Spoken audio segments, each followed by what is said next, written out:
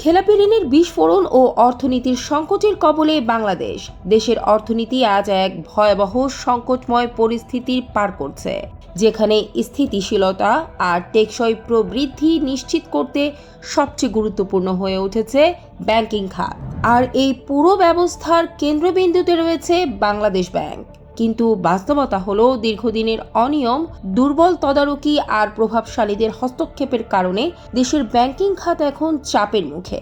প্রশ্ন উঠেছে, একটি দুর্বল কেন্দ্রীয় ব্যাংক দিয়ে কি শক্তিশালী অর্থনীতি গড়া কতটা সম্ভব?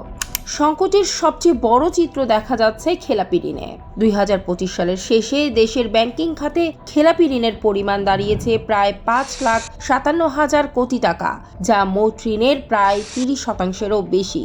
শুধু তাই নয়, 2023 সালে এই পরিমাণ ছিল 1.45 লাখ কোটি টাকা, অর্থাৎ মাত্র 2 বছরে তা কয়েক গুণ বেড়েছে। রাষ্ট্রায়ত্ত ব্যাংকগুলোর প্রায় 42% ঋণেই এখন খেলাপি, আর বেসরকারি ব্যাংকগুলোতেও এই হার প্রায় 15%। এই পরিসংখ্যান শুধু সংখ্যা নয়, এটি একটি গভীর আর্থিক সংকটের ইঙ্গিত। কিন্তু প্রশ্ন হলো, এই পরিস্থিতি তৈরি হলো কিভাবে? বিশেষজ্ঞরা বলেছেন, এর পেছনে অন্যতম কারণ রাজনৈতিক হস্তক্ষেপ এবং কেন্দ্রীয় ব্যাংকের সীমিত স্বাধীনতা। নীতি নির্ধারণের প্রভাব, স্বজনপ্রীতি এবং দুর্বল ব্যবস্থাপনার কারণে অনেক ব্যাংক ঝুঁকির মুখে পড়েছে। এর সঙ্গে যুক্ত হয়েছে দুর্নীতি ও প্রভাবশালী গোষ্ঠীর নিয়ন্ত্রণ, যাকে অনেকেই মাফিয়া চক্র বলেছেন। ফলে আর্থিক শৃঙ্খলা ভেঙে পড়েছে আর আইন প্রয়োগের দুর্বলতায় পরিস্থিতি আরও জটিল হয়ে উঠেছে।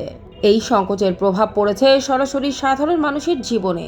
মূল্যস্ফীতি বাড়ছে, বিনিয়োগ কমে যাচ্ছে, বৈদেশিক মুদ্রার রিজার্ভে তৈরি হচ্ছে তীব্র চাপ। সঞ্চয় নিরাপত্তা নিয়েও নাগরিকদের কপালে পড়েছে চিন্তার ভাঁজ।